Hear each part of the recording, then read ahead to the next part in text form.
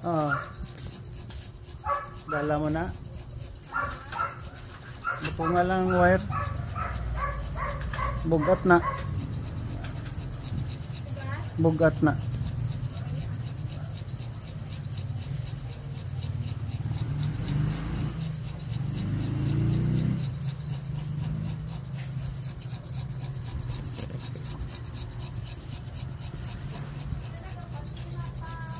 Ha? Naga? Ako, gipahigda ko lang.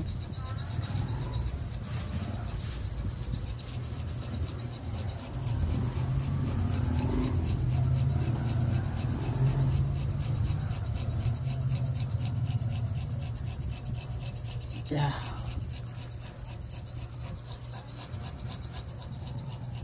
Mag 6 o'clock na ng gabi. August 18, 2024. May buwan.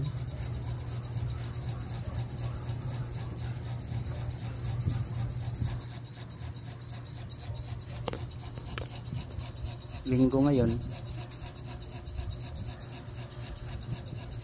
Nakikinig ako ng gospel songs at saka preaching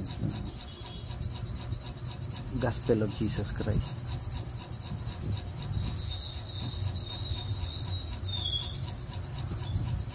Siesta time.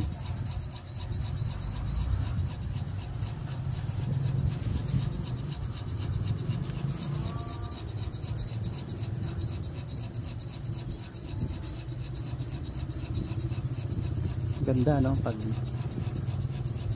you know that somebody is taking care of you, na parang wala kang iniisip na pangamba pag total lang submission mo sa God. Yung walang tinatagong karahasan. Ulit-ulit yung reflection ko. Bakit kung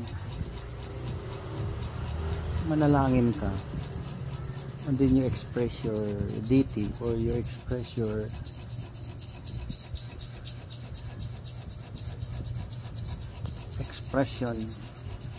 expression towards God, bakit sa ibang grupo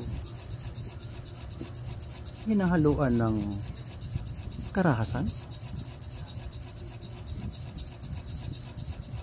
Malisyoso, di ba?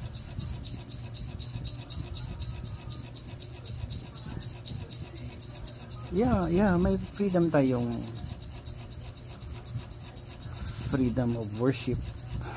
Pero sa tingin ko pag may karahasan gaya ng mga Islamic jihad at gustong maging martir, kung makapatay ng di ba magpinsan tayo lahat? Tapos patayin mo ang Diyos, patayin mo ang Christian, patayin mo ang mga inosente. Something wrong. Something wrong. Pwede ba yun? Na sino bang nauna? Ang Holy Bible o ang Holy Quran?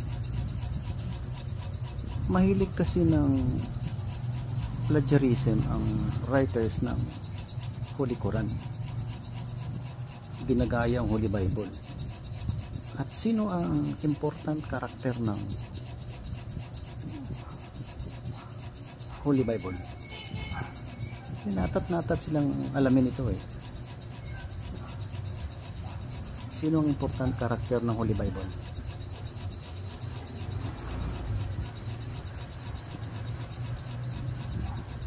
Okay, ang important karakter ng Holy Bible ay Israel. Ngayon, atat silang pumunta doon. Mga Islamic radical, naging binto niyan eh. Mahilig sa invasion, subjugation, at parang may magandang term yan eh, take over. Ayan. Kasi ginagaya nila si Lolo. Kung ako ang writer ng Islam, gagayahin ko yung story ni Lolo. Take over ng Mecca o Medina from Mecca. Take over doon sa Medina. Take over. I-overpower. Feminist. Mahilig sa babae. Patayin ang mga lalaki. Hindi maganda. Hanggang ngayon, take over. We go to Europe and take over. Ginagaya, hindi maganda. Hindi maganda. You are only showing the worldly thing. Worldly intention. Hindi naman masama ang may physical attraction ka sa opposite sex, pero wag yung subjugation na parang wala ng karapatan ng babae. Human rights violation yan. Hindi maganda. Kaya kopya-kopya nyo ng Holy Bible, gagawa din kayo ng end times revelation nyo na babalik si Jesucristo. Hindi yan Jesucristo na Holy Bible. Kunwari lang yan na may Jesucristo din kayo mga Islam na mga radikal, at babalik at siyang mag-explain na mali ang paniwala na si Jesucristo ay hindi namatay, na prophesied na nga ni Isaiah. Ipanganak siya.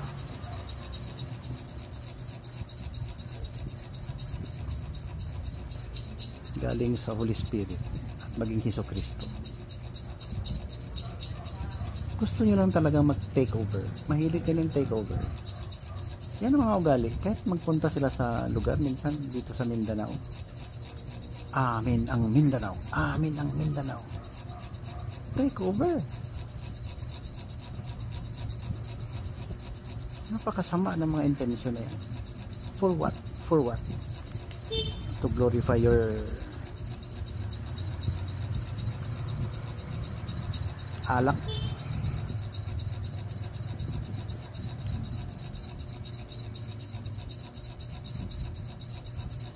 Kung nauna kayo sa Mindanao, saan galing yung mga bilaan? Saan galing ang mga tibuli? Saan galing ang mga lumads na iba? Dabawinyo, native ng Surigao. Bakit sabihin nyo sa inyo ang Mindanao? Moron. Low intelligence. Ayusin nga natin tong mundo na to.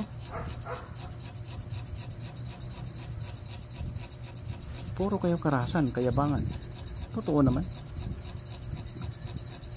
Pakinggan nyo yung August 17 ko na vlog, yung podcast kahapon. Pakinggan nyo.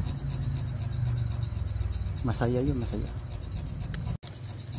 Ayusin na natin. Pangit kasi pangit. May gulo. Yan, i-review mo yung kahapon, August 17. Ito, si Papa Bot, walang kwentang tao. Papa Bot, wala kang makuha dyan. But he is only a child of God.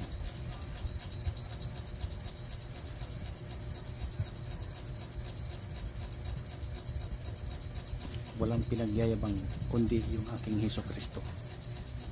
Ang ganda ng turo niya. Pinalitan niyo pa. Nandiyan nakasulat eh. Lolo. Mga pinsan natin yun.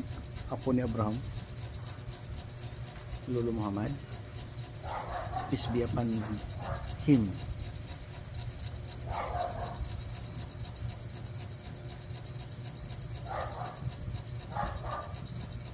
Sa'yo na lahat, ikaw na. Mali. Hindi natin mabuo ang mundo nito. Lalong lalo na maniwala pa kayo sa jihad.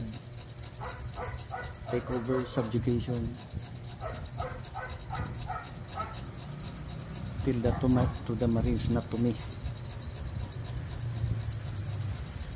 Ganda ng buhay natin.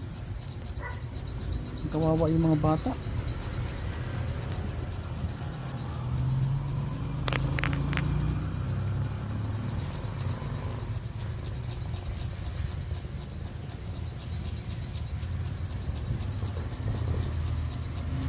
Nagkawatak-watak tayo. Puro apo ni Abraham. Patayin ang Amerika, patayin ang Jewish people. Lukulog. Pasensya na kayo. Totoo naman.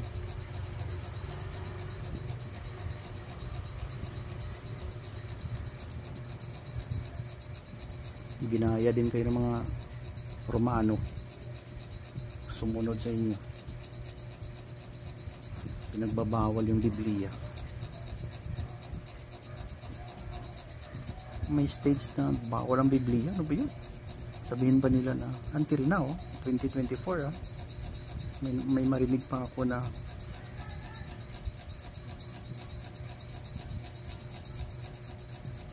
simbahan nila ang makasave at ginulo daw ng Holy Bible ang mundo. Bakit Holy Bible pang nasisisi niyo? Ang ganda. Okay, usap tayo ulit.